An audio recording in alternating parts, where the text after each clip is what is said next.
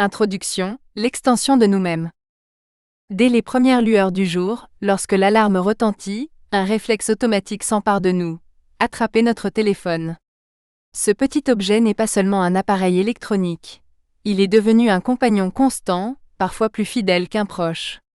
Il nous réveille, nous connecte, nous informe et nous divertit. Plus qu'un outil, il est notre miroir social, capturant nos moments, nos pensées et nos émotions.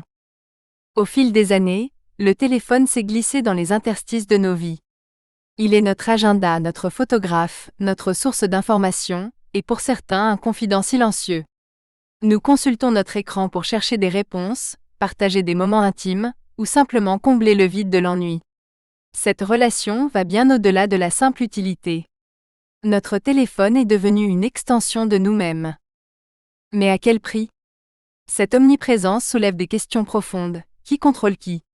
Est-il un allié ou un maître ? Que révèle-t-il de nos priorités, de nos angoisses et de notre humanité ? Ce livre vous invite à explorer cette relation complexe et parfois contradictoire, à comprendre comment un simple objet a redéfini notre manière de vivre, d'interagir et même de penser. Mon téléphone égale ma vie ? Peut-être. Mais ce n'est pas une fatalité. Ensemble, plongeons dans cet univers numérique et questionnons notre dépendance pour mieux reprendre le contrôle.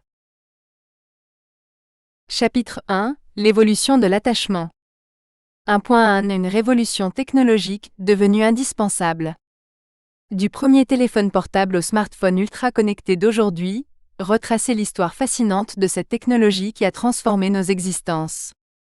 L'histoire du téléphone portable est une aventure fascinante, celle d'un objet qui, en quelques décennies, est passé du statut de gadget réservé à une élite technologique à celui d'un bien de consommation universel et indispensable. C'est une révolution silencieuse mais puissante, qui a redéfini notre manière de communiquer, de travailler et de vivre. Les débuts, le téléphone, un luxe. Dans les années 1980, les premiers téléphones portables, tels que le Motorola DynaTAC, étaient encombrants, coûteux et accessibles uniquement à une poignée de privilégiés. Ces appareils, plus proches de briques que de smartphones, ne permettaient que des appels vocaux, et leur autonomie se comptait en minutes. Pourtant, ils représentaient une avancée technologique majeure, la communication sans fil où que l'on soit. Les années 1990, la démocratisation. Avec l'arrivée de modèles plus compacts comme le Nokia 3210 et des réseaux GSM, le téléphone portable commence à se démocratiser. Les coûts diminuent, et les opérateurs proposent des forfaits abordables. Le téléphone devient un outil pratique pour les professionnels, et une mode pour les jeunes. L'arrivée des SMS marque un tournant. Pour la première fois, on peut envoyer des messages écrits instantanés. Les années 2000, l'ère des fonctionnalités. L'entrée dans le nouveau millénaire est marquée par l'apparition des téléphones multifonctions.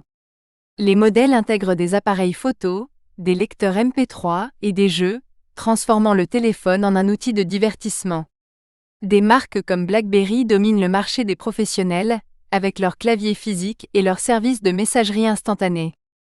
C'est également à cette époque que le téléphone commence à s'intégrer à Internet.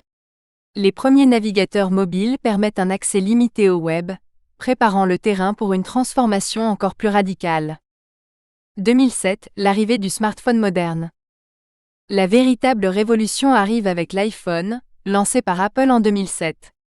Ce n'est pas seulement un téléphone, mais un ordinateur miniature, doté d'un écran